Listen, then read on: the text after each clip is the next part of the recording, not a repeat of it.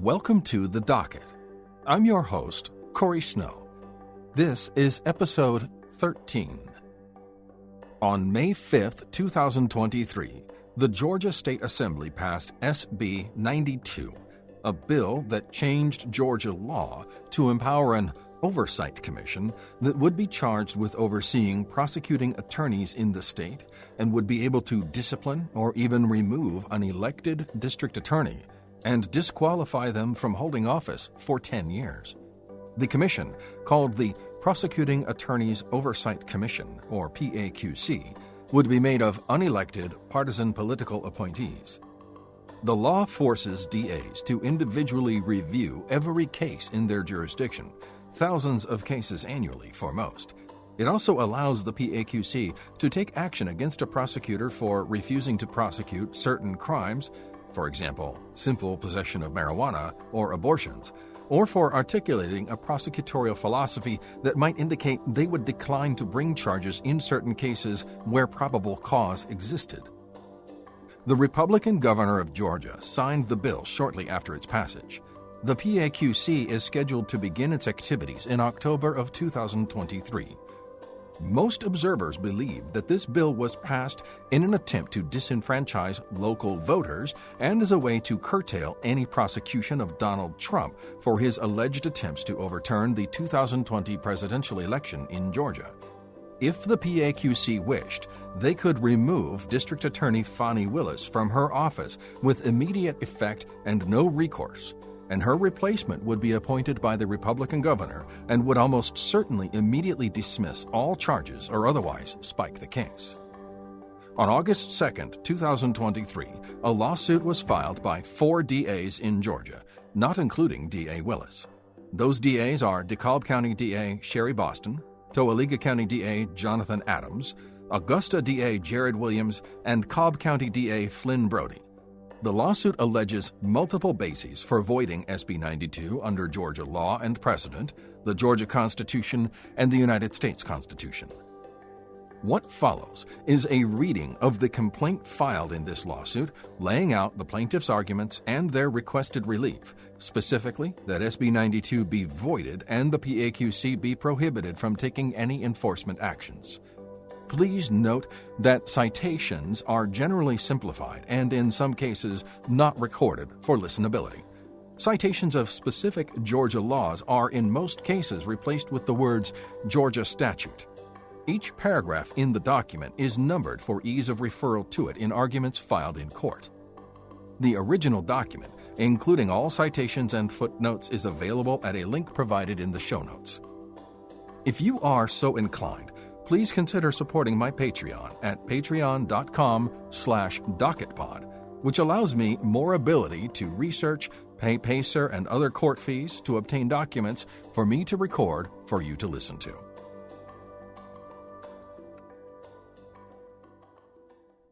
In the Superior Court of Fulton County, State of Georgia, Stone Mountain Judicial Circuit District Attorney Sherry Boston, Toaliga Judicial Circuit District Attorney Jonathan Adams, Augusta Judicial Circuit District Attorney Jared Williams, and Cobb Judicial Circuit District Attorney Flynn Brody, plaintiffs, the State of Georgia, defendant. Complaint. Preliminary statement. 1.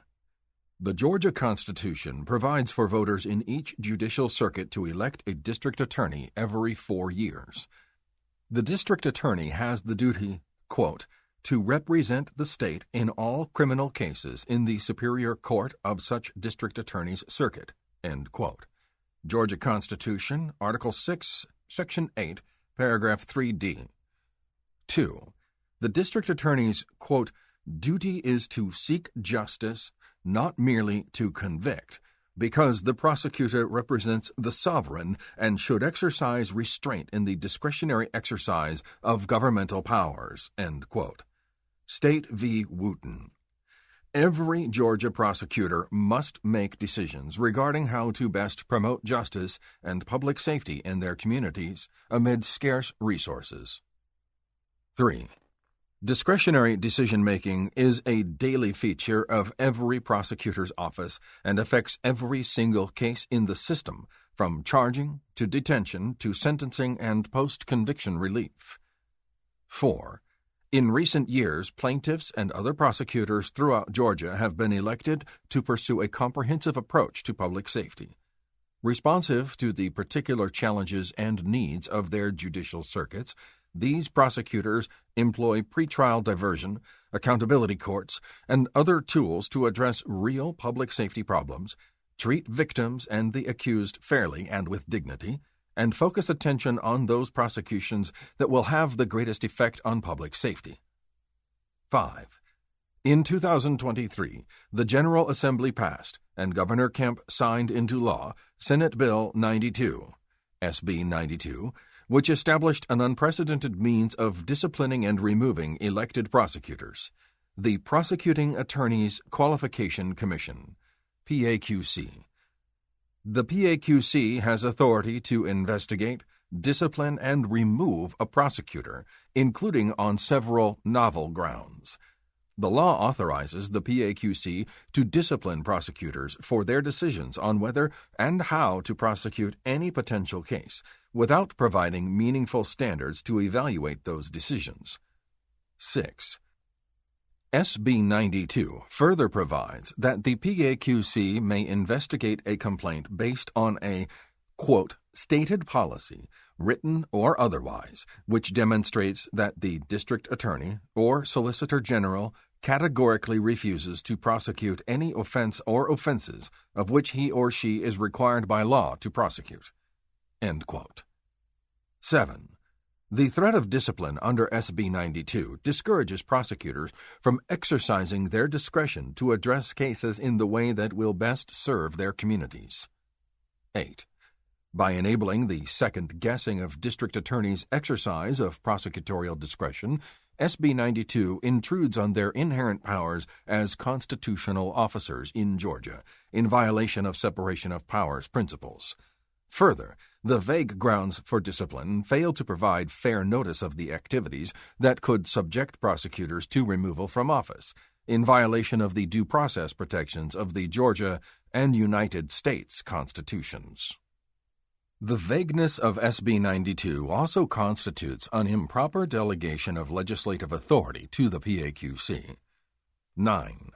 Further, the explicit provision for a complaint based on a stated policy not to prosecute chills prosecutors from articulating their philosophies to their communities, but only if those approaches embrace the exercise of discretion. This violates prosecutors' free speech rights under the Georgia and United States constitutions and undermines the ability of voters in their districts to make informed decisions at the ballot box. 10. SB 92 imposes a top-down approach to law enforcement, overriding local choices about how to keep communities safe. While that may be the preferred outcome for the General Assembly and Governor Kemp, the system established by SB 92 runs afoul of constraints established by the people of Georgia and embodied in the Georgia Constitution. 11. For all these reasons, SB 92 should be declared void and the PAQC should be enjoined from its enforcement. Jurisdiction and venue. 12.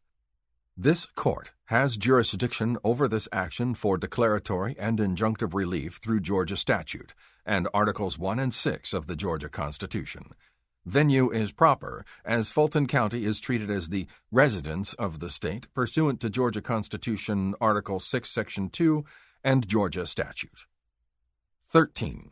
Sovereign immunity is waived in Superior Court under the Georgia Constitution Article 1, Section 2, Paragraph 5, extending to a declaration that a state agency violates the Georgia or United States constitutions, as well as injunctive relief to enforce that declaration.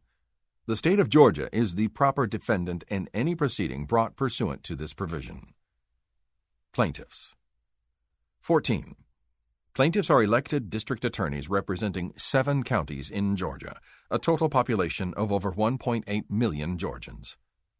15. Plaintiff Sherry Boston is District Attorney of Stone Mountain Judicial Circuit of DeKalb County, Georgia. She was elected to the position in 2016 taking office in January 2017. Prior to election as district attorney, she served as DeKalb County Solicitor General for 6 years and served as a municipal court judge. D.A. Boston is a past chair of the Disciplinary Board and is a current member of the Board of Governors for the State Bar of Georgia and is a council member of PAC of Georgia. 16. Plaintiff Jonathan L. Adams is District Attorney of Toaliga Judicial Circuit, encompassing Butts, Lamar, and Monroe counties. He was elected to the position in 2016. D.A. Adams has been a career prosecutor for 20 years, while also serving within the Georgia Army National Guard. He serves as president of the District Attorneys Association of Georgia, a member of the Board of Governors of the State Bar of Georgia, and a council member for the Prosecuting Attorneys Council of Georgia. 17. Plaintiff Jared Williams is District Attorney of Augusta Judicial Circuit, encompassing Burke and Richmond counties. Born and raised in Augusta, D.A. Williams worked both in the District Attorney's Office and as a defense attorney prior to his District Attorney election in 2020. D.A. Williams is the first African-American D.A. of the Augusta Judicial Circuit. 18. Plaintiff Flynn Brody, Jr. is District Attorney of Cobb Judicial Circuit for Cobb County, Georgia. Until he was elected District Attorney in 2020, D.A. Brody served in the Cobb County Solicitor's Office, focusing on veterans and accountability courts, starting after his retirement from the United States Army in 2008. Factual allegations. 1. In Georgia, the district attorney is a locally elected constitutional officer with broad discretion to administer justice. 19. The Georgia Constitution establishes the office of district attorney, quote, for each judicial circuit, who shall be elected circuit-wide for a term of 4 years, end quote. Georgia Constitution, Article 6, Section 8, Paragraph 1a. District attorneys bear the duty, quote, to represent the state in all criminal cases in the Superior Court of such district attorney's circuit and in all cases appealed from the Superior Court and the juvenile courts of that circuit to the Supreme Court and the Court of Appeals, end quote. Georgia Constitution, Article 6, Section 8, Paragraph 1d. 20. The Office of District Attorney bears the responsibility to exercise, quote, broad discretion in making decisions prior to trial about who to prosecute, what charges to bring, and which sentence to seek, end quote. State v. Wooten. This duty extends to the investigatory stages of matters preparatory to the seeking of an indictment, as well as the pendency of the case. McLaughlin v. Payne. 21. The DA's exercise of her constitutionally protected authority is, quote, inherent in her office and is of the utmost importance in the orderly administration of criminal justice, end quote. State v. Kelly. Infringement of this authority, quote, impermissibly interferes with the state's right to prosecute, end quote. Ibid. 22. The primary check on a district attorney is the will of the voters. When the voters are dissatisfied with a district attorney's performance or have another candidate whose approach they favor more, they can vote them out of office at the end of the 4-year term. 23. Additionally, district attorneys are subject to the jurisdiction of the State Bar and ultimately the Georgia Supreme Court, which enforce the rules of professional conduct. These include Rule 3.8, which outlines special responsibilities of the prosecutor, which bar abuses of prosecutorial authority that would undermine the rights of the accused. Violations of the rules of professional conduct, including Rule 3.8, may result in disbarment. Because a disbarred attorney may not serve as a district attorney, this penalty also leads to removal from office. 24. District attorneys are also subject to impeachment by the General Assembly. Georgia statute. 25. District attorneys who commit malfeasance or misconduct, violate the oath of office, fail to perform their ministerial duties, or misappropriate public funds are also subject to recall. See Georgia statute. 26. In extreme cases of misconduct, a district attorney may also be subject to criminal prosecution herself. Georgia statute. 2. Governor Kemp and the General Assembly enact SB 92, purporting to impose new duties on district attorneys. 27.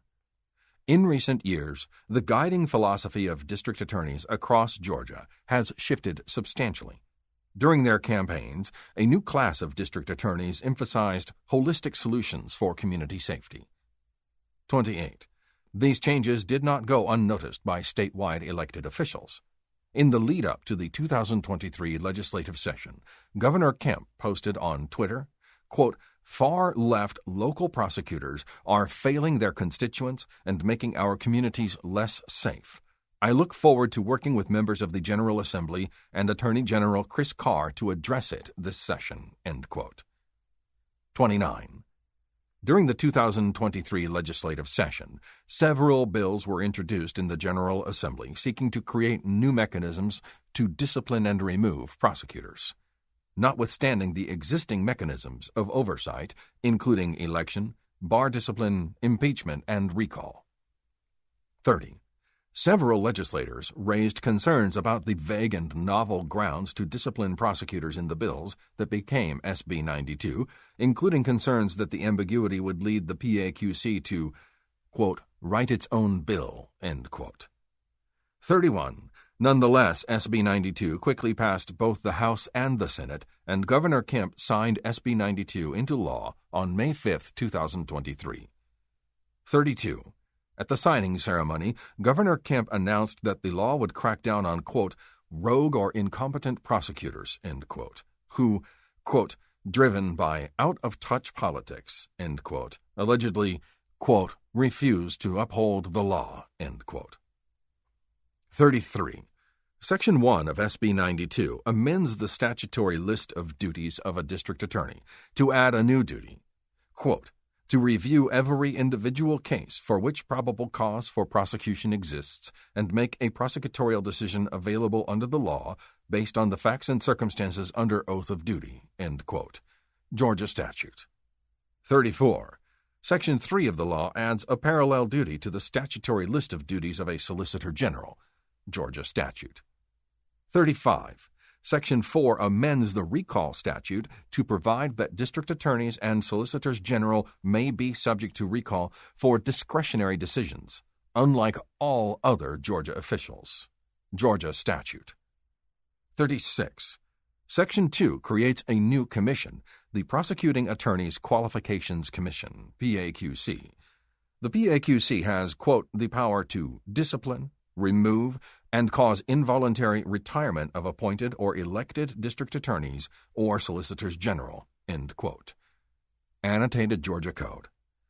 37. The PAQC is composed of 8 appointees, all appointed by the political branches.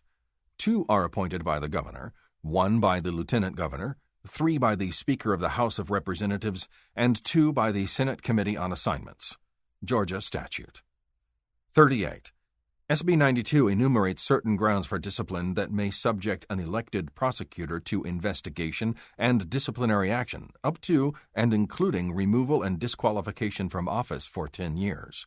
Georgia statute. Alongside well-understood grounds such as mental or physical incapacity or willful misconduct while in office, the statute adds the new, undefined ground of, quote, "conduct prejudicial to the administration of justice, which brings the office into disrepute," end quote. The statute also provides for discipline based on, quote, "willful and persistent failure to carry out," end quote, the statutory duties of a district attorney, including the new individual review duty created by SB 92. 39. The PAQC consists of an investigative panel and a hearing panel. The investigative panel is responsible for, quote, "investigation of alleged conduct constituting grounds of discipline," end quote. The panel may start an investigation either pursuant to a complaint or on its own motion. There is no limit in the statute on who may file a complaint, although the complainant must disclose, quote, "any interest the complainant may have in the outcome of the case," end quote. 40.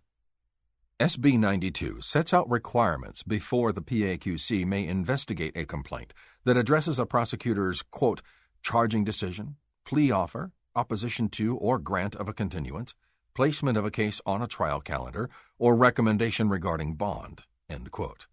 Such a complaint may be investigated where evidence adduced by the complainant shows, quote, "it is plausible that the district attorney made or knowingly authorized the decision based on," end quote, among other factors, quote, "a stated policy, written or otherwise, which demonstrates that the district attorney categorically refuses to prosecute any offense or offenses of which he or she is required by law to prosecute," end quote, or, quote, "factors that are completely unrelated to the duties of prosecution," end quote.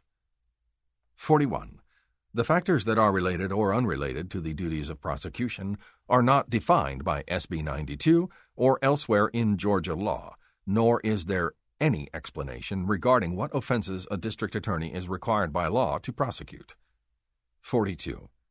Although the statute does not include a categorical policy regarding non-prosecution as a ground for discipline in subsection H, its inclusion as a prerequisite for filing a complaint shows that a categorical policy would constitute, quote, "willful misconduct," end quote, quote, "failure to carry out statutory duties," end quote, or, quote, "conduct prejudicial to the administration of justice," end quote.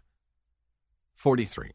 It is left to the PAQC to, quote, "elaborate, define, or provide context," end quote, "for the statute's grounds for discipline."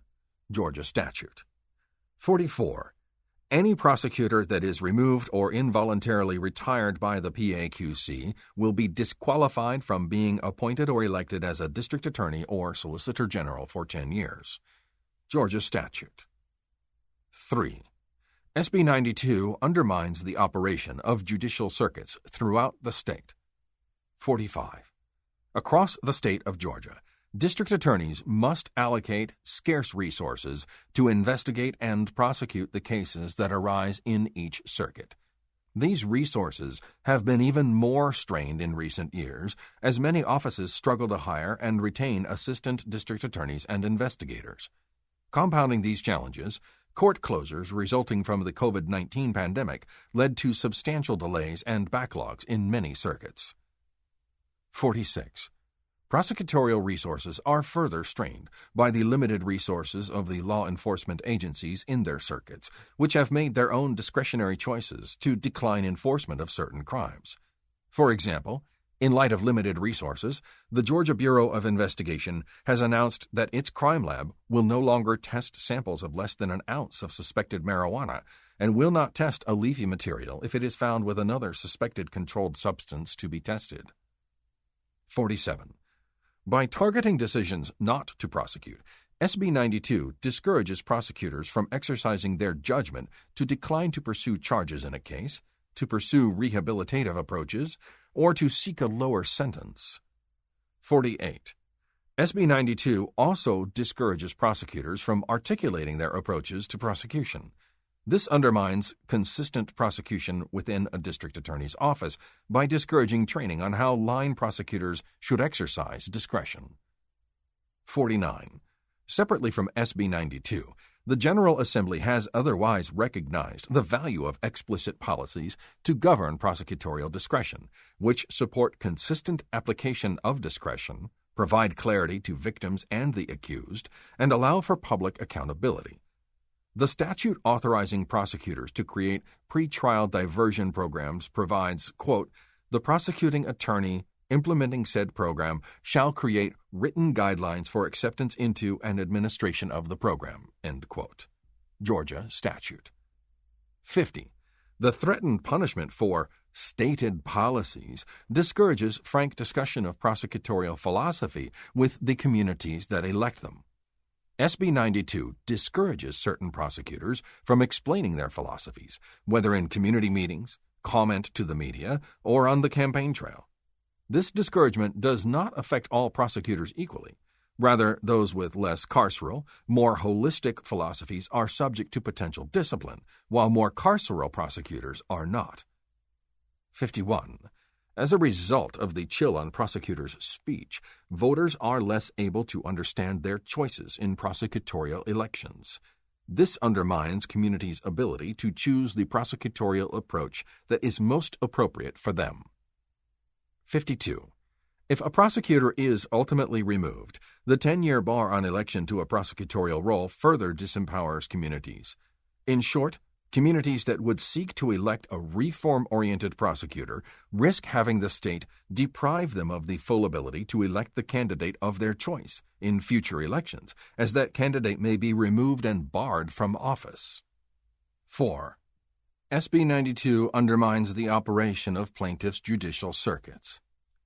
A. Stone Mountain Judicial Circuit. 53. The Stone Mountain Judicial Circuit District Attorney handles felony and juvenile cases in DeKalb County. DA Boston supervises a full-time staff of 266 employees and 94 assistant district attorneys. 54. The mission of the Stone Mountain Judicial Circuit District Attorney's Office is, quote, to safeguard our community through vigorous and fair prosecution of felony offenses, end quote, throughout the circuit. The office, quote, seeks to accomplish this goal by preserving the dignity and best interests of our victims while using smart prosecution strategies that balance offender accountability with prevention, intervention, and restorative justice, end quote. 55. This mission statement is further elaborated with an office-wide bill of values designed to guide prosecutors' actions. The values include a commitment to indict only those cases which can be proved beyond a reasonable doubt through admissible evidence, attention to victims' needs, and efforts to divert cases from the criminal justice system, quote, where treatment, accountability, and safety for all parties can be accomplished, end quote. 56. More than 4,500 felony cases are opened in the circuit each year. Compounding the already heavy caseload, DA Boston inherited a backlog of several thousand of drug-related cases when she took office in January 2017. 57. The backlog of cases ballooned in 2020 as the COVID-19 pandemic closed courthouses and limited the ability to call grand juries. The office is still working out from under this backlog. 58.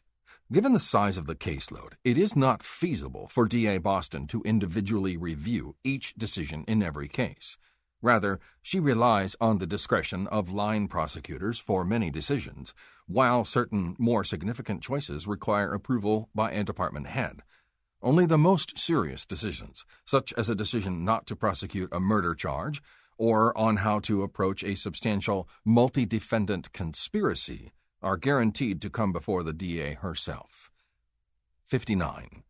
DA Boston relies on documents that outlay general principles, such as the mission and vision statement, and informal conversations with her staff, to ensure that prosecutors in her office would exercise their discretion consistently with her prosecutorial philosophy. She considers this consistency to be essential to respect the choice that DeKalb County voters made in electing her. 60. COVID-19 caused additional challenges. With the office's staff working remotely, it became more difficult for line prosecutors to consult informally with their supervisors about pending cases. 61. DA Boston adopted a written policy to address the COVID-19 backlog of cases. In developing the policy, her staff conducted extensive research. When she announced the policy, she also distributed it to various stakeholders, and it received the full support of the local public safety community, including judges, police, and the defense bar. 62. The operative policy, as renewed in June 2022, instructs assistant district attorneys to decline to present a case to the grand jury or nolle pros a case that has already been subject to indictment if the defendant has been charged only with an offense covered under the policy's list of low-level felonies. 63. In dismissing such cases, ADAs are instructed to include the following language in the nolle pros or decline to present to grand jury document, quote, while there was probable cause for the arrest, the state declines to prosecute, end quote. 64. Before an ADA may decline to prosecute a case under the COVID-19 policy, the office must provide notice to any victims or make at least 3 attempts to do so, in compliance with Marsy's Law and the Georgia Crime Victims Bill of Rights. 65. The COVID-19 policy is only one of several policies in the Stone Mountain Judicial Circuit to promote judicial economy and alternatives to incarceration. 66. D.A. Boston established a pretrial diversion program, pursuant to Georgia statute, in April 2017. Consistent with the requirements of the statute, she promulgated a written set of guidelines for participation in the program. 67.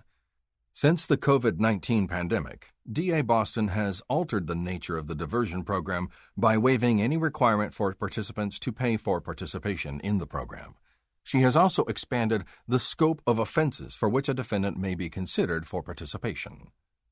68. D.A. Boston also established a program to address recidivism among young adults called Stopping Trends of Repeat Incarceration Through Diversion and Education, or STRIDE. The STRIDE program provides extensive programming for young people who have committed more serious offenses or are at higher risk to recidivate than can be appropriately addressed in the statutory pretrial diversion program. 69. Each of D.A. Boston's diversion programs operate on the basis of written guidelines which provide clear instructions to her staff and transparency for victims, the accused, and the public. 70. All of these policies serve the mission of safeguarding the community of DeKalb County by focusing law enforcement and prosecutorial resources on serious, violent crimes.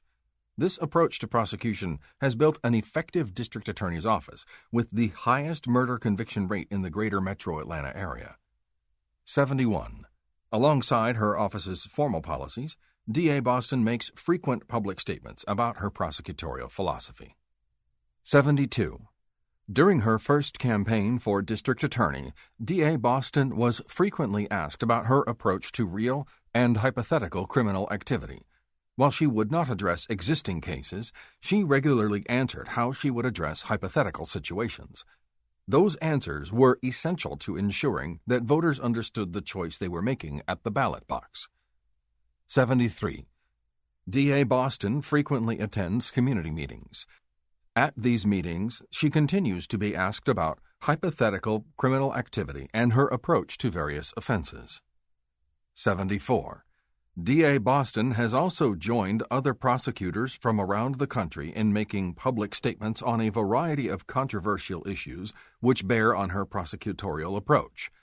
These include commitments not to prosecute crimes related to abortion or gender-affirming care, as well as statements in favor of sanctuary policies, in favor of limiting homicide prosecutions in cases involving drug overdose deaths, and against prosecuting distribution of food and water in connection with voting. 75. D.A. Boston has also publicly stated, both in her current role and in her prior role as Solicitor General of DeKalb County, that she will not prosecute certain crimes that relate to private sexual activity, such as consensual sodomy, Georgia statute, fornication, Georgia statute, and adultery, Georgia statute. 76. SB 92 threatens to prevent D.A. Boston from fully exercising her discretion and carrying out the duties of her office in several ways. 77. D.A. Boston's commitment not to indict cases where the office believes that there is not sufficient admissible proof of guilt beyond a reasonable doubt may be considered a stated policy, and the heightened standard may be considered a, quote, factor unrelated to the duties of prosecution, end quote. 78. D.A. Boston's COVID-19 backlog policy may also be viewed as a, quote, stated policy which demonstrates that the district attorney categorically refuses to prosecute a set of offenses, end quote.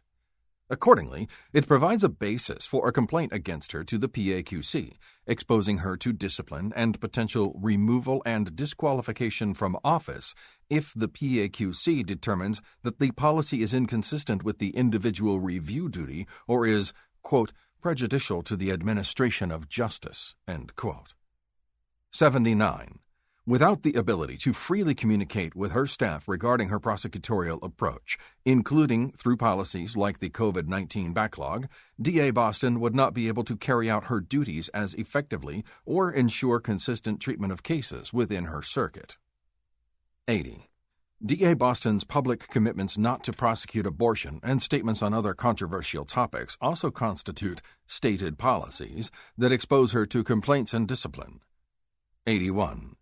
Due to concern about generating further opportunities for complaints against her based on additional stated policies, DA Boston now hesitates to respond frankly to constituents who ask her about her approach to hypothetical circumstances. B. Toa-Liga Judicial Circuit. 82.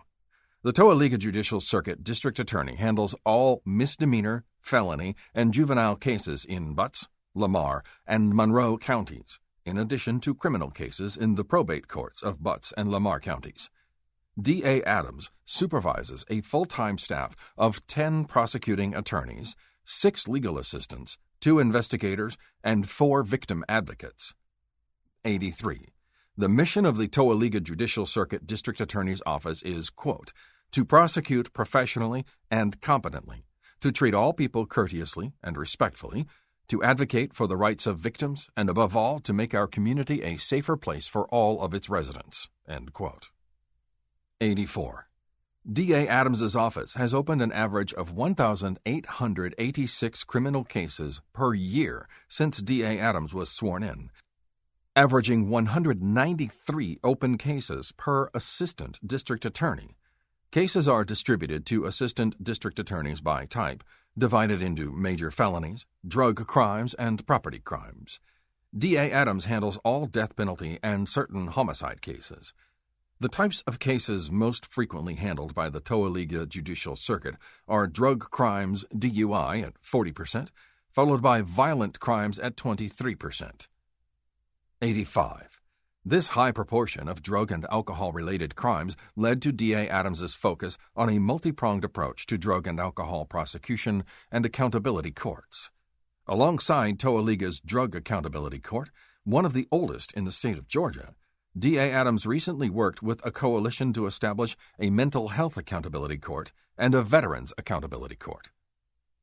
86. The Toa-Liga Judicial Circuit uses pretrial diversion pursuant to Georgia statute for first-time offenders who have committed nonviolent crimes. 87. When D.A. Adams first took office, pretrial diversion in the circuit was informal and unstructured. 88. D.A. Adams worked with the Misdemeanor Probation Supervision Office to set up appropriate parameters for pretrial diversion that prioritize young, first-time offenders for nonviolent, non-sexual offenses. The alternatives to incarceration include community service, restitution, anger management classes, and other forms of therapy. 89. In addition to the formal program, the assigned assistant district attorney may also divert cases that fall outside of eligibility criteria. 90. Nearly 30% of cases in the circuit are resolved through pretrial diversion and accountability courts, dismissal for insufficiency of evidence, or dismissal in the interest of justice. 91.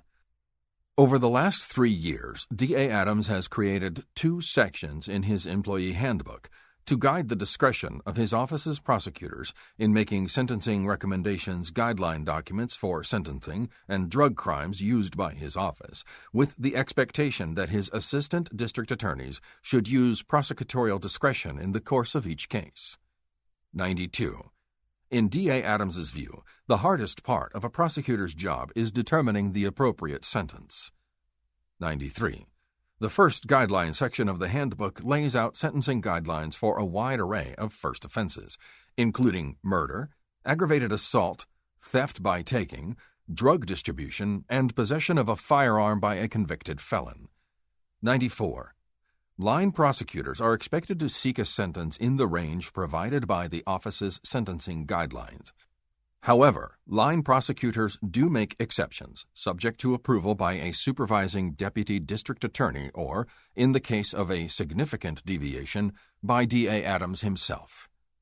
95. The second guidelines section of the handbook provides sentencing guidelines specifically for drug offenses. These guidelines consider factors such as criminal history, type of drug, presence of a weapon, and evidence of intent to distribute. These guidelines were developed by the office's drug crime prosecutors. 96. The purpose of the sentencing guidelines is to promote consistency and fairness across all cases within the Toa-Liga Judicial Circuit. D.A. Adams created the guidelines after learning of significant variation that had emerged within his office. 97. D.A. Adams's policies have proven critical to the efficient operation of the District Attorney's Office in light of two significant practical considerations. 98. First, COVID-19 created a significant backlog of open, stalled cases clogging the local court system. Expanding accountability courts and pretrial diversion for nonviolent offenses has allowed D.A. Adams to address the court backlog and prioritize prosecution of violent crimes. 99. Second, D.A. Adams has found it exceedingly difficult to prosecute low-level, marijuana-only offenses. The Georgia State Crime Lab will not test misdemeanor-level quantities of marijuana and has taken more than 6 months to report lab results. The Toa-Liga Judicial Circuit does not have the resources to operate its own crime lab. 100.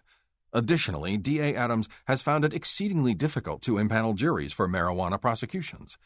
A recent felony marijuana case in Toa-Liga Judicial Circuit resulted in dismissal of over 30 potential jurors who could not participate because they did not support prosecuting marijuana charges. 101. As a result, D.A. Adams has found that prosecution of low-level marijuana-only cases in his circuit is practically difficult, presents fairness concerns, and is rarely worth the necessary resources.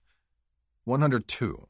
In his most recent annual report, D.A. Adams stated his belief that, quote, "There is no one solution to addressing crime in our community.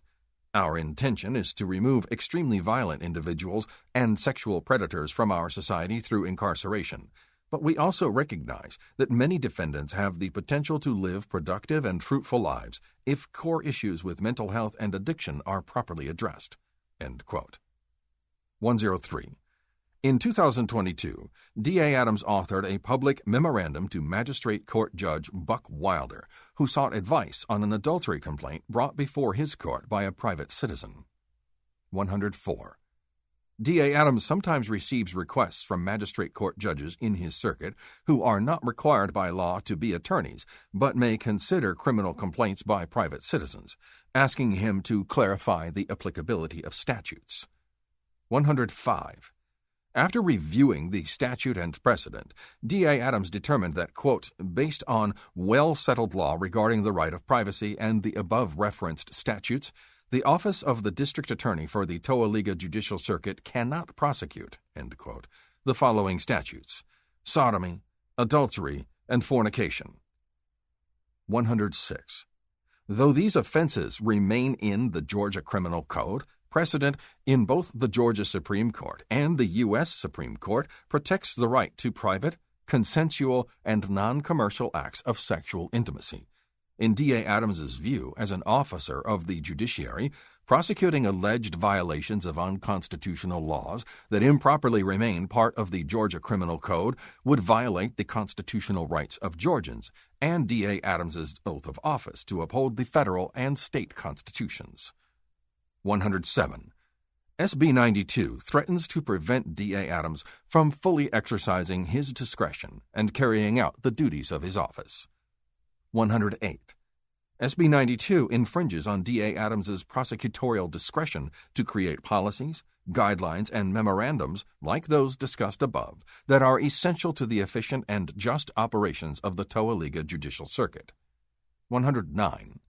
Under the provisions of SB 92, D.A. Adams could be subject to a complaint, investigation, and discipline, up to and including removal and disqualification from office, because of any of the following discretionary policy decisions: his non-prosecution policy regarding adultery, fornication, and consensual sodomy, his sentencing guidelines documents, and regular practice of resolving cases through diversion or dismissal in the interest of justice. 110. Additionally, if D.A. Adams had to comply with any individual review requirement under SB 92, he would find it difficult to discharge the duties of his office, given the nearly 2,000 cases that his office opens per year. 111. SB 92 would also affect how DA Adams speaks to the public about his approach to prosecution in order to avoid making a statement that could be construed as a policy that could subject him to discipline under SB 92. 112. DA Adams has already received threats that members of the public plan to file superfluous, unsubstantial complaints against him under SB 92. This comes after DA Adams has received death threats and his home address was disseminated online by members of the public. These individuals are likely to continue their harassment through the mechanism of PAQC complaints. DA Adams thus fears that SB 92 would force him to be accountable to the whims of fringe individuals rather than the majority of his constituents. C. Augusta Judicial Circuit. 113. The Augusta Judicial Circuit District Attorney handles felony and juvenile cases in Richmond and Burke counties. The circuit is allocated funding for 26 district attorneys, with funding through the American Rescue Plan Act for an additional 4 prosecutors. The office currently has 27 prosecutors. 114. The core values of the Augusta Judicial Circuit District Attorney's Office are integrity, fairness, and justice, with the following stated goals: to provide the highest level of support to victims, to reduce crime through smart policies that prevent repeat offenses, and to lead a community-wide effort to address root causes of crime and keep kids out of the justice system. 115. The Augusta Judicial Circuit has approximately 5,000 open cases distributed between superior and juvenile court systems across 2 counties. Since D.A. Williams took office in 2021, the Augusta District Attorney's Office has opened 6,879 cases, of which over 20% are violent felonies. Felony drug crimes make up over 23% of the docket in the past 2 years. 116. D.A. Williams took office with a significant pre-existing backlog, which only increased when COVID-19 closed down grand juries for an extended period. Moreover, many of the investigative agencies in his circuit have experienced recruitment and retention issues since 2020, which have contributed to delays in investigation and charging of cases, particularly those involving serious, complex, or violent crimes. Making matters worse, the circuit has experienced a spike in violent crime since COVID-19. 117. In light of the resource constraints facing his office and his partner agencies, D.A. Williams has taken several steps to prioritize the prosecution of serious violent crimes, while also promoting approaches that cultivate public safety in the long term. The focus on serious violent crimes was a major aspect of his campaign platform, which he has been proud to fulfill. 118. D.A. Williams restructured the office to create the circuit's first major crimes division, which is further organized into a violent crimes unit and a special victims unit. The assistant district attorneys in these units focus their attention on serious violent felonies, sexual assaults, and other significant crimes, allowing them to develop expertise in these areas. Before the reorganization, every prosecutor had responsibility for a wide range of crimes of varying severity. The priority seemed to be on accumulating a higher number of convictions, regardless of the difficulty or seriousness of the underlying offenses. 119. More generally, D.A. Williams makes clear when staff are onboarded and through continuing communications that the office's priorities are to prosecute those felonies that pose the greatest risk to community safety, such as serious violent felonies or crimes that endanger children. 120.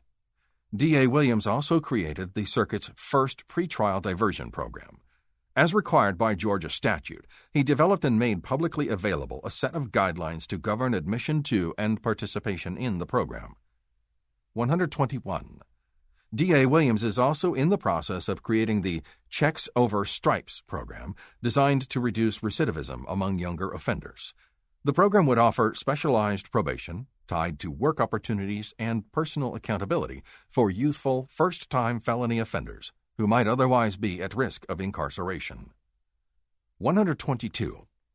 D.A. Williams has also emphasized non-carceral approaches to the juvenile docket, through partnerships with community organizations to divert juveniles away from the court system, aligning with his unofficial campaign slogan that, quote, kids belong in classrooms, not courtrooms, end quote. He launched the Youth Diversion to the Arts program in 2022 to allow selected juveniles to receive a structured environment for arts education and necessary counseling. 123. Beyond the formal diversion programs, D.A. Williams has committed to not prosecute cases without a belief that there is sufficient admissible proof of guilt beyond a reasonable doubt. While warrants are sought based on probable cause, prosecutors are required to prove cases in court by a higher standard, and D.A. Williams regularly communicates to his prosecutors the importance of adhering to that standard. Where there is insufficient proof of the crime alleged, the prosecutor assigned is authorized to decline to present it to the grand jury or nolle pros the case if previously indicted. 124. Furthermore, D.A. Williams recognizes the need for prosecutors to exercise discretion in cases where criminal proceedings can do more harm than good. Having been elected by his community to pursue justice and community safety, he takes on the responsibility to determine where those goals are best served without traditional prosecution. 125. The new individual review duty in SB 92 will further take resources away from victims of serious crime by imposing a significant administrative burden on D.A. Williams' office. Because the nature of individualized review required by this novel duty is undefined, SB 92 encourages an unnecessary time, attention, and documentation of cases that do not merit prosecution, both to satisfy the duty itself and to establish a defense against meritless accusations before the PAQC. These efforts, which are exacerbated by the vague nature of the duty, will come at the expense of meritorious, higher priority cases. 126. SB 92 threatens to prevent D.A. Williams from fully exercising his discretion and carrying out the duties of his office in several ways. 127. D.A. Williams has noted that efforts to prove simple possession cases where the evidence suggests personal use, like marijuana cases, are costly burdens on the already limited time and resources of the DA's office and partner agencies. Drug testing for certain substances is not readily available or cost-effective relative to the limited benefit to the community of pursuing such a prosecution. 128. D.A. Williams prioritizes prosecuting murder over prosecuting marijuana. If not for SB 92, he would consider a non-prosecution policy regarding simple possession cases where resources are best deployed on crimes that threaten the safety of his citizens, or where there exist more effective means of correcting behavior, such as treatment for underlying substance use disorder. Such a policy would allow staff and law enforcement to have clear guidance to focus attention and resources on more serious crimes, in turn providing a greater level of service to victims. SB 92 undermines D.A. Williams' authority to adopt such a policy by exposing him to investigation and potential discipline under the Act. 129. The threat of potential discipline under SB 92 leads D.A. Williams to avoid both formal and informal prioritization away from certain offenses that pose less risk to public safety. 130. D.A. Williams was elected in 2020 on a platform that he was free to communicate clearly with the voters in his circuit. In the upcoming 2024 election, another attorney has announced their candidacy for D.A. Williams' position. Accordingly, D.A. Williams has noted a more acute interest among the public in understanding his work while in office and his approach to prosecution. 131.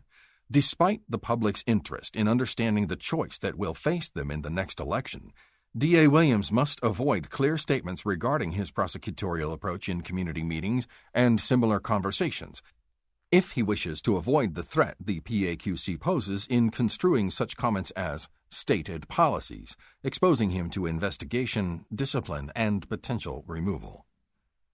D. Cobb Judicial Circuit. 132. The Cobb Judicial Circuit District Attorney's Office handles felony and juvenile cases arising in Cobb County, the third largest county in the state.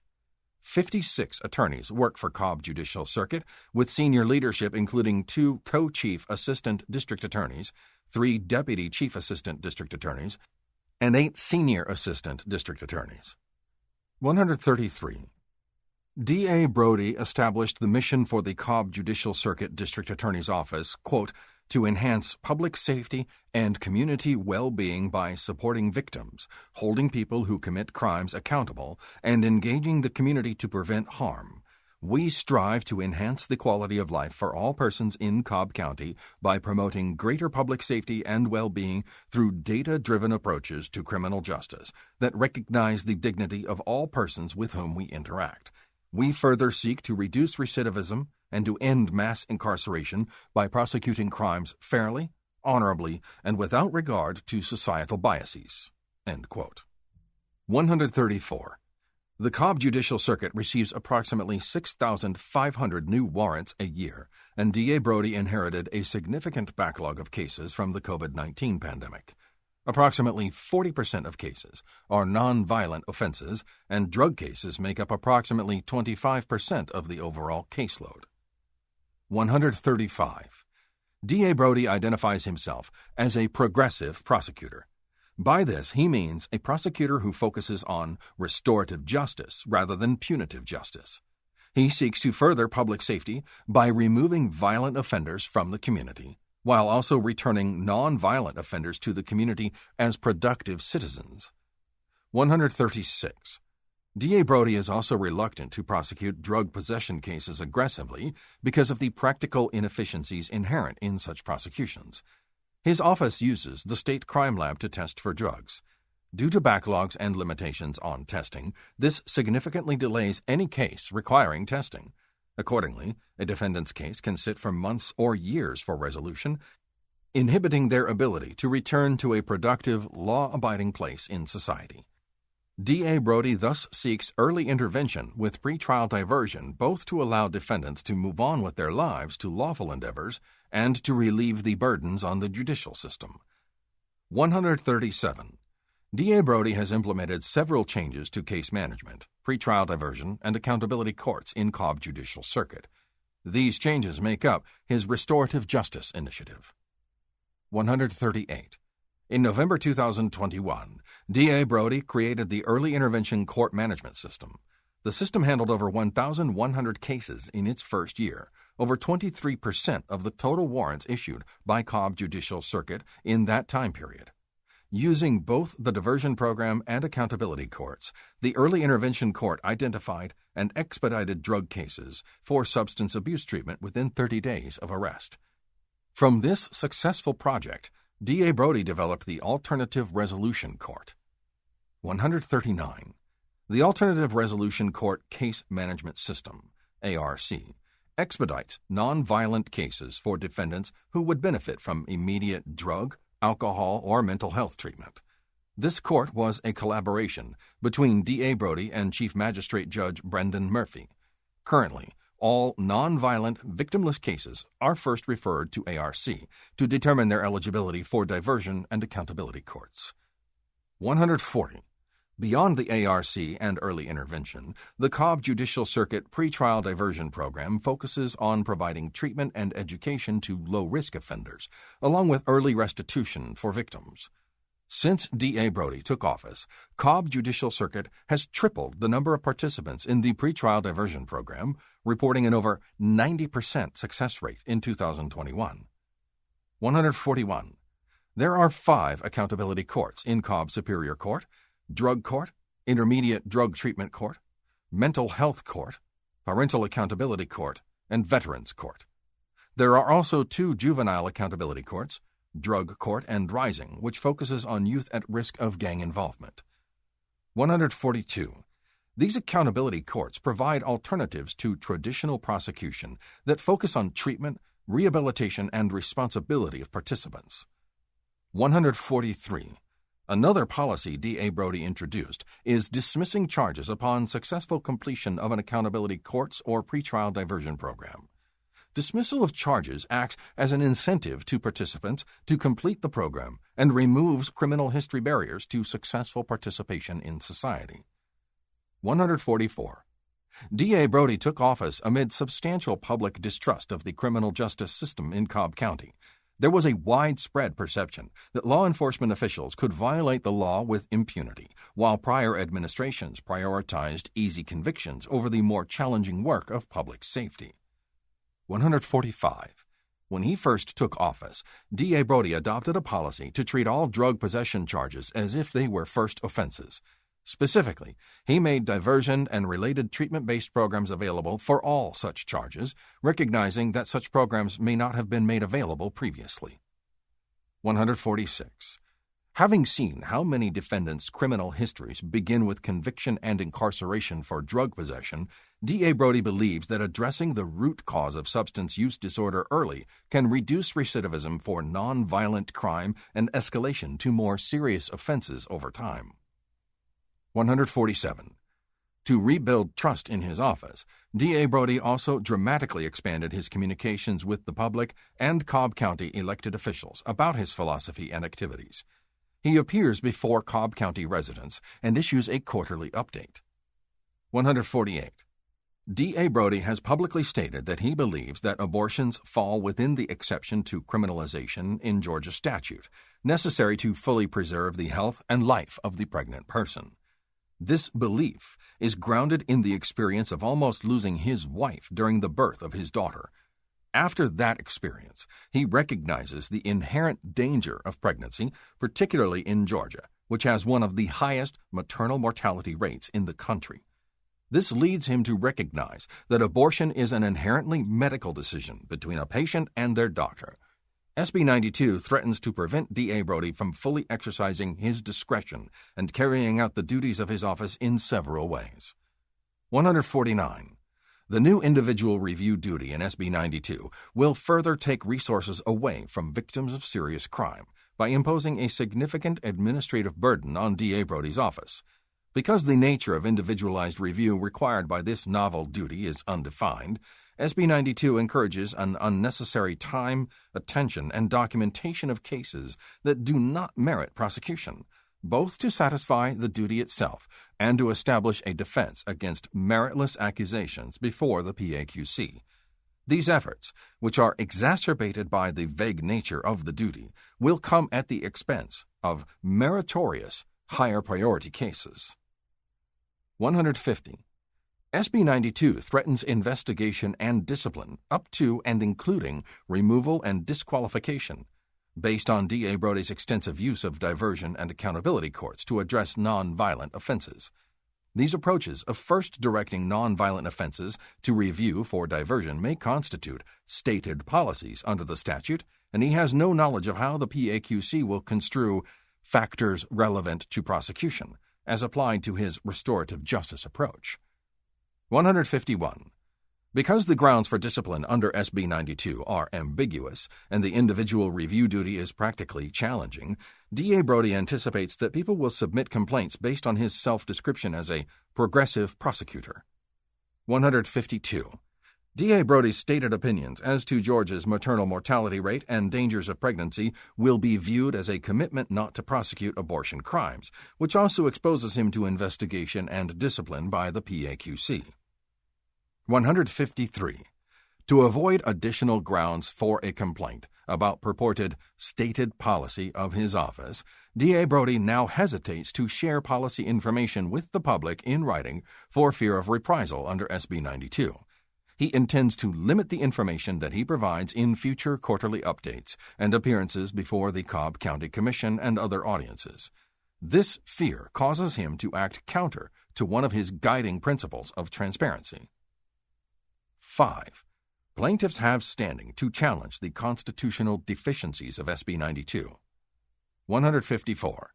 Quote, the only prerequisite to attacking the constitutionality of a statute is showing that it is hurtful to the attacker. End quote. Bow Fancy Productions, Inc. v. Rabun City Board of Commissioners, 1996.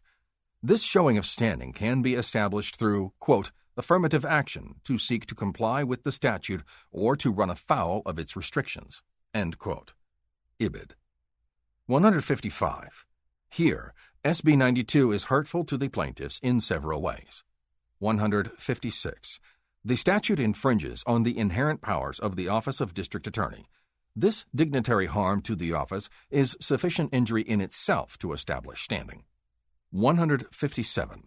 Several of the plaintiff district attorneys intend to continue policies that may run afoul of SB 92, including, but not limited to, D.A. Boston's COVID-19 backlog policy and D.A. Brody's stated opinions as to Georgia's maternal mortality rate and the dangers of pregnancy. 158. All of the plaintiff district attorneys intend to change their behavior out of concern for discipline under SB 92. They will limit the transparency and frankness with which they articulate their prosecutorial philosophies within their office and with the public. D.A. Williams and D.A. Adams will not consider categorical approaches to drug possession charges to avoid creating new, stated policies. 159. These efforts to change behavior are further exacerbated by the vague nature of SB 92's grounds for discipline, leaving the plaintiff district attorneys uncertain about how to comply with the statute. Count 1. Separation of powers. Georgia Constitution, Article 1, Section 2, Paragraph 3, Article 6, Section 8, Paragraph 3, and Georgia Constitution, Article 1 and 2, Paragraph 5. 160. Plaintiffs repeat and reincorporate the allegations above. 161.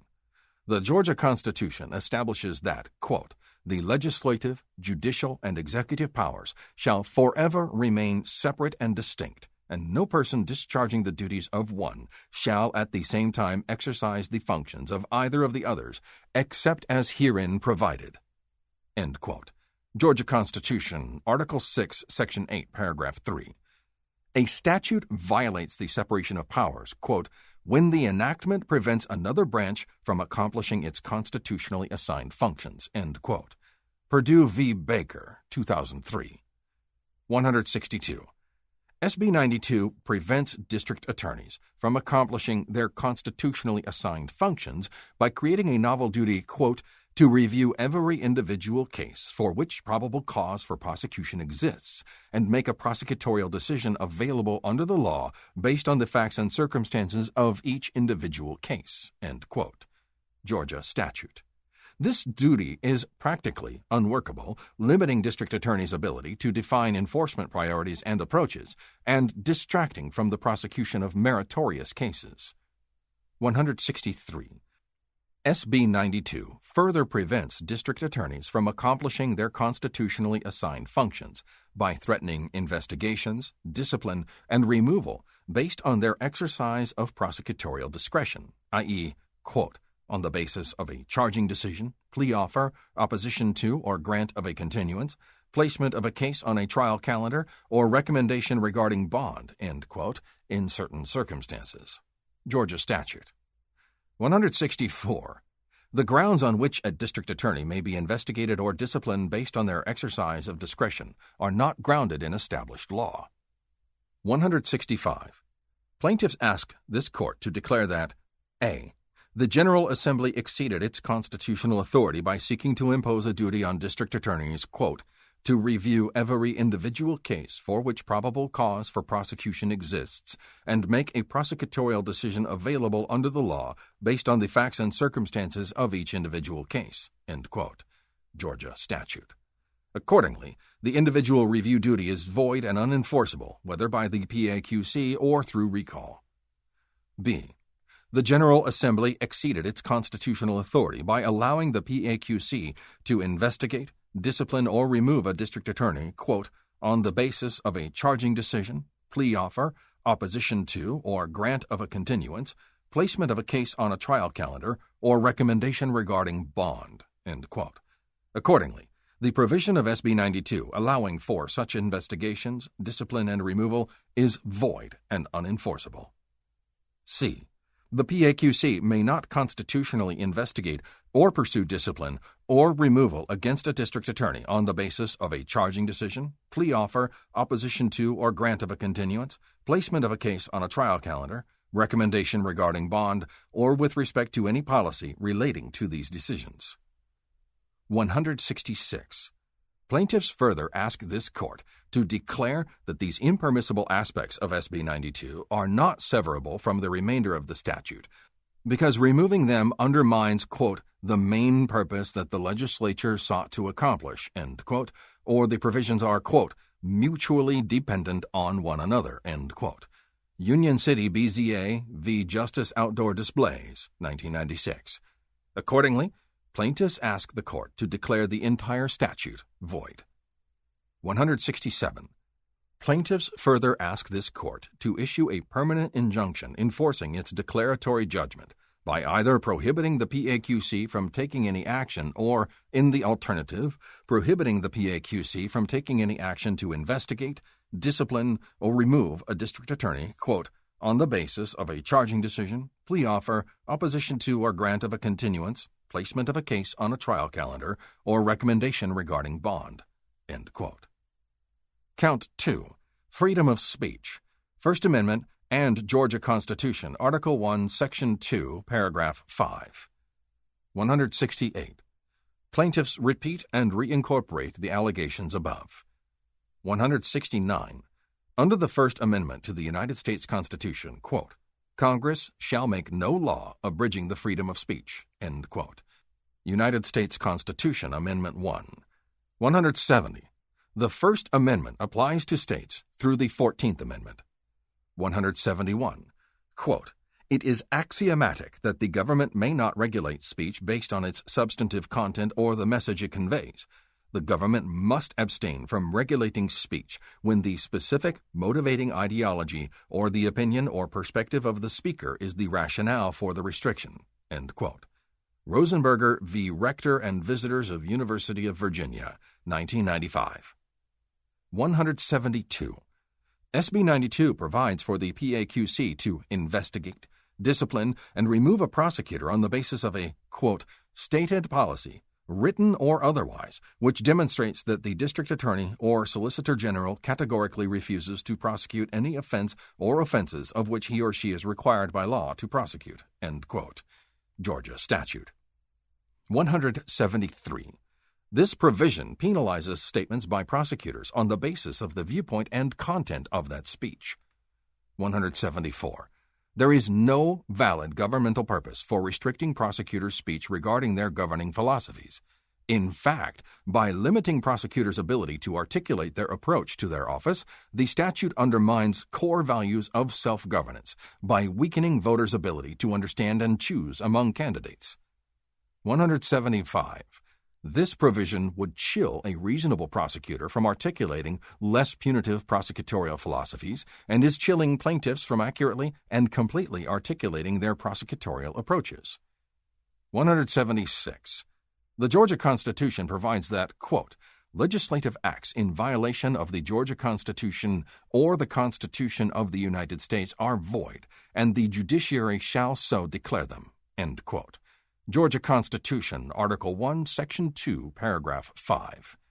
177. Plaintiffs ask this court to declare that OCGA Section 1518.32(1)(2)(e) violates the free speech protections of the United States Constitution. 178. Plaintiffs further ask this court to issue a permanent injunction to enforce its declaratory judgment prohibiting the PAQC from investigating, disciplining, or removing a prosecutor based on a, quote, stated policy, end quote, or otherwise relying on a prosecutor's speech regarding their prosecutorial philosophy. Count 3. Freedom of speech. Georgia Constitution, Article 1, Section 1, Paragraph 5, and Article 1, Section 2, Paragraph 5, 2021. 179. Plaintiffs repeat and reincorporate the allegations above. 180. The Georgia Constitution provides, quote, no law shall be passed to curtail or restrain the freedom of speech, end quote. Georgia Constitution, Article 1, Section 1, Paragraph 5. 181. The Georgia, quote, state constitution provides even broader protection of speech than the First Amendment, end quote. Statesboro Publishing Company v. City of Sylvania, 1999. 182. SB 92 provides for the PAQC to investigate, discipline, and remove a prosecutor on the basis of a, quote, stated policy, written or otherwise, which demonstrates that the district attorney or solicitor general categorically refuses to prosecute any offense or offenses of which he or she is required by law to prosecute, end quote. Georgia statute. 183. This provision penalizes statements by prosecutors on the basis of the viewpoint and content of that speech. 184. There is no valid governmental purpose for restricting prosecutors' speech regarding their governing philosophies. In fact, by limiting prosecutors' ability to articulate their approach to their office, the statute undermines core values of self-governance by weakening voters' ability to understand and choose among candidates. 185. This provision would chill a reasonable prosecutor from articulating less punitive prosecutorial philosophies and is chilling plaintiffs from accurately and completely articulating their prosecutorial approaches. 186. The Georgia Constitution provides that, quote, legislative acts in violation of the Georgia Constitution or the Constitution of the United States are void, and the judiciary shall so declare them, end quote. Georgia Constitution, Article 1, Section 2, Paragraph 5. 187. Plaintiffs ask this court to declare that OCGA Section 15-1832, 1-2E violates the free speech protections of the Georgia Constitution. 188. Plaintiffs further ask this court to issue a permanent injunction enforcing its declaratory judgment by prohibiting the PAQC from investigating, disciplining, or removing a prosecutor based on a stated policy or otherwise relying on a prosecutor's speech regarding their prosecutorial philosophy. Count 4. Non-delegation. Georgia Constitution, Article 3, Section 1, Paragraph 1, and Article 1, Section 2, Paragraph 5. 189. Plaintiffs repeat and reincorporate the allegations above. 190. To the extent that the General Assembly may enact laws that regulate district attorneys' exercise of their inherent discretion or speech relating to such exercise, SB 92 was nonetheless an invalid enactment because it failed to provide meaningful guidelines to the PAQC, violating the non-delegation doctrine. 191. The Georgia Constitution entrusts the legislative power with the General Assembly alone. Georgia Constitution, Article 3, Section 1, Paragraph 1. Accordingly, the legislature may not delegate to a commission, such as the PAQC, the authority to, quote, define the thing to which the statute is to be applied, end quote.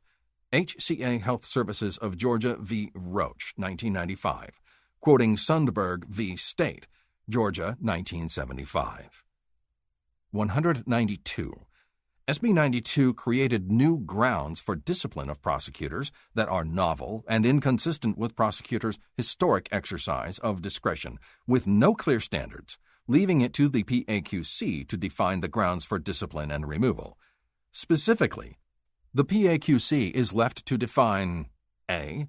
What it means for a prosecutor to, quote, make a prosecutorial decision available under the law based on the facts and circumstances of each individual case under oath of duty, end quote, and what, quote, willful or persistent failure to carry out, end quote, that duty would entail.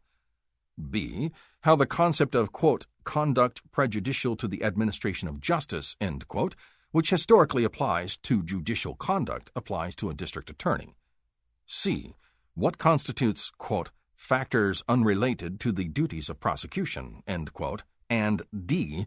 What it means for a prosecutor to be, quote, required by law to prosecute, end quote, an offense, such that a non-prosecution policy would be invalid. 193. Vesting the PAQC with the unilateral authority to define these grounds for discipline improperly delegates the legislature's authority in violation of the Georgia Constitution. 194. The Georgia Constitution provides that, quote, legislative acts in violation of the Georgia Constitution or the Constitution of the United States are void, and the judiciary shall so declare them, end quote. Georgia Constitution, Article 1, Section 2, Paragraph 5. 195. Plaintiffs ask this court to declare that OCGA Section 151832 H3, H6, I2D, and I2E are unlawful delegations of legislative authority in violation of the Georgia Constitution and, accordingly, are void. 196. Plaintiffs further ask this court to declare that these impermissible aspects of SB 92 are not severable from the remainder of the statute because removing them undermines, quote, the main purpose that the legislature sought to accomplish, end quote, or the provisions are, quote, mutually dependent on one another, end quote. Union City BZA v. Justice Outdoor Displays, 1996. Accordingly, plaintiffs ask the court to declare the entire statute void. 197. Plaintiffs further ask this court to issue a permanent injunction enforcing its declaratory judgment by prohibiting the PAQC either from taking any action or, in the alternative, from investigating, disciplining, or removing a prosecutor pursuant to Georgia statute. Count 5. Fair notice. 14th Amendment Due Process Clause and Georgia Constitution, Article 1, Section 2, Paragraph 5. 198. Plaintiffs repeat and reincorporate the allegations above. 199. The 14th Amendment to the United States Constitution guarantees that no, quote, state shall deprive any person of life, liberty, or property without due process of law, end quote. United States Constitution Amendment 14. 200. The, quote, fundamental requisites of due process of law, end quote, are notice of a potential deprivation of life, liberty, or property, and an opportunity to be heard in opposition to said deprivation. Goldberg v. Kelly, 1970. 201. For the purposes of the 14th Amendment, property interests, quote, are created and their dimensions are defined by existing rules or understandings that stem from an independent source such as state law, end quote. Board of Regents of State Colleges v. Roth, 1972. 202. Georgia law recognizes that an, quote, elected official who is entitled to hold office under state law has a property interest in his office which can be taken from him only by procedures meeting the requirements of due process, end quote. City of Ludowici v. Stapleton, 1989. 203. Federal courts in Georgia have long recognized that an, quote, official who is entitled to hold office under a state law has a property interest in his office which can be taken from him only by procedures meeting the requirements of due process, end quote. Crow v. Lucas, 1979, citing Gordon v. Leatherman, 1971. 204. The due process guarantee in the United States Constitution establishes that, quote, a fundamental principle in our legal system is that laws which regulate persons or entities must give fair notice of conduct that is forbidden or required, end quote, before the state can deprive persons or entities of life, liberty, or property. FCC v. Fox Television Stations, Inc., 2012. 205. Under the void for vagueness due process doctrine, a law, quote, can be impermissibly vague for either of two independent reasons. First, if it fails to provide people of ordinary intelligence a reasonable opportunity to understand what conduct it prohibits. Second, if it authorizes or even encourages arbitrary and discriminatory enforcement, end quote. Wolschlager v. Governor, 2017, en banc, quoting Hill v. Colorado, 2000. 206. Especially, quote, when speech is involved, rigorous adherence to those requirements is necessary to ensure that ambiguity does not chill protected speech, end quote. Wolschlager, quoting Fox television stations. Accordingly, content-based regulations require, quote, a more stringent vagueness test, end quote. Ibid, quoting Ville of Hoffman Estates v. The Flip Side, Hoffman Estates, Inc., 1982. 207. As a result, due process, quote, requires the invalidation of laws that are impermissibly vague, end quote. In this manner, Fox Television Stations, Inc., particularly where the law threatens to punish wrong guesses about what it forbids with severe regulatory consequences imposed by a state oversight board. Wolschlager. 208. SB 92's vague grounds for discipline, which are left to the PAQC to define, fail to provide people of ordinary intelligence a reasonable opportunity to understand what constitutes prohibited conduct that may subject a duly elected prosecutor to investigation, disciplinary proceedings, and permanent removal and disqualification from holding office as a prosecutor for 10 years. 209. Furthermore, the vagueness of these grounds for discipline, which are left to the PAQC to define, encourages arbitrary and discriminatory enforcement. 210. SB 92 thus fails to give fair notice of what the statute forbids and encourage arbitrary enforcement in violation of the United States Constitution's guarantee of due process. 211. The Georgia Constitution provides that, quote, legislative acts in violation of the Georgia Constitution or the Constitution of the United States are void, and the judiciary shall so declare them, end quote. Georgia Constitution, Article 1, Section 2, Paragraph 5. 212. Plaintiffs ask this court to declare that OCGA, Section 15-1832 H3, H6, I-2D and I-2E failed to provide adequate due process by failing to provide fair notice of what conduct will subject a prosecutor to sanction and encouraging arbitrary enforcement and thus are, accordingly, void under the United States Constitution's guarantee of due process. 213. Plaintiffs further ask this court to declare that these impermissible aspects of SB 92 are not severable from the remainder of the statute because removing them undermines, quote, the main purpose that the legislature sought to accomplish, end quote, or the provisions are, quote, mutually dependent on one another, end quote. Union City BZA v. Justice Outdoor Displays, 1996.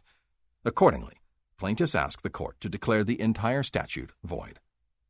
214. Plaintiffs further ask this court to issue a permanent injunction enforcing its declaratory judgment by prohibiting the PAQC from taking any action or, in the alternative, from investigating, disciplining, or removing a prosecutor pursuant to Georgia statute. Count 6. Fair notice. Georgia Constitution, Article 1, Section 1, and Georgia Constitution, Article 1, Section 2, Paragraph 5. 215. Plaintiffs repeat and reincorporate the allegations above. 216. The Georgia Constitution provides that, quote, no person shall be deprived of life, liberty, or property except by due process of law, end quote. Georgia Constitution, Article 1, Section 1, Paragraph 1. 217. Georgia law recognizes that an, quote, elected city official who is entitled to hold office under state law has a property interest in his office which can be taken from him only by procedures meeting the requirements of due process. City of Ludowici v. Stapleton, 1989. 218.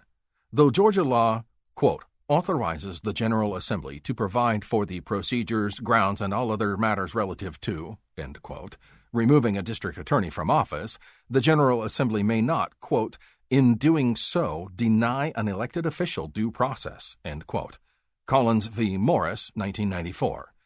In the context of a statute that threatens to remove duly elected public officials, quote, the procedural rights afforded by the Due Process Clause of the Georgia Constitution are the same as those afforded under the United States Constitution, end quote.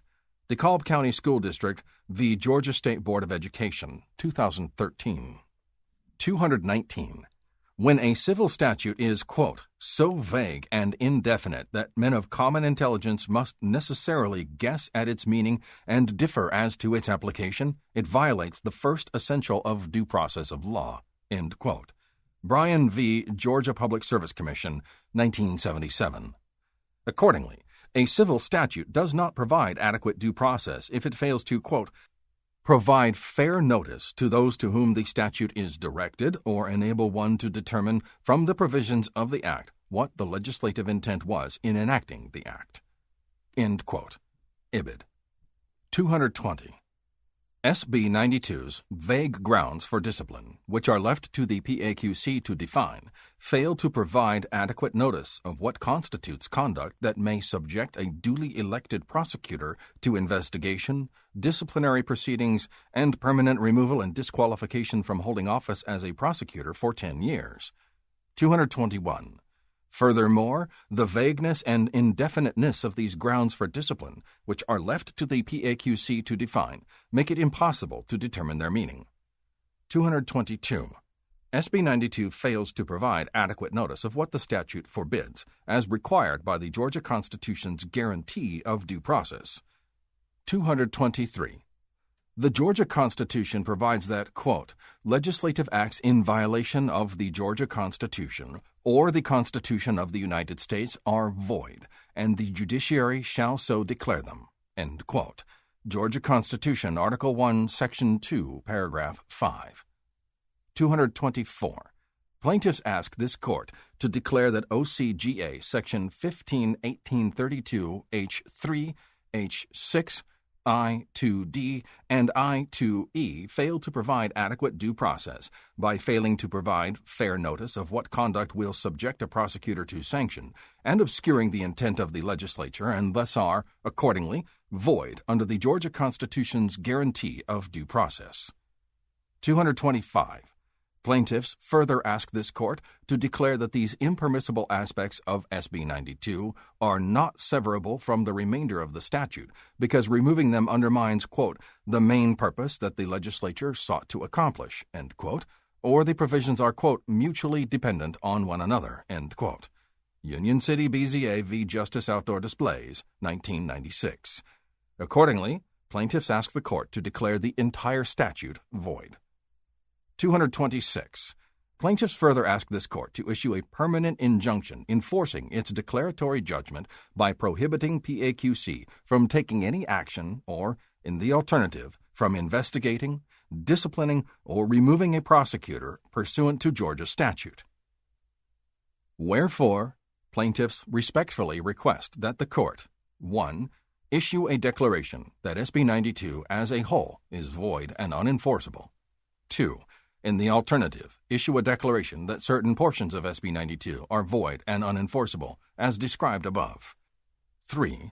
Issue a permanent injunction prohibiting the PAQC from investigating or pursuing disciplinary action. 4. Award plaintiffs' attorneys' fees under Georgia statute as appropriate. And 5. Grant plaintiffs any such other, further, and different relief as the court may deem just and proper. Respectfully submitted this 2nd day of August 2023. This concludes this episode of The Docket. I hope you enjoyed this narration. For updates on The Docket, please visit docketpod.com or find us on Threads and Instagram as DocketPod. Please consider subscribing to The Docket and supporting my Patreon at patreon.com/docketpod. Thank you.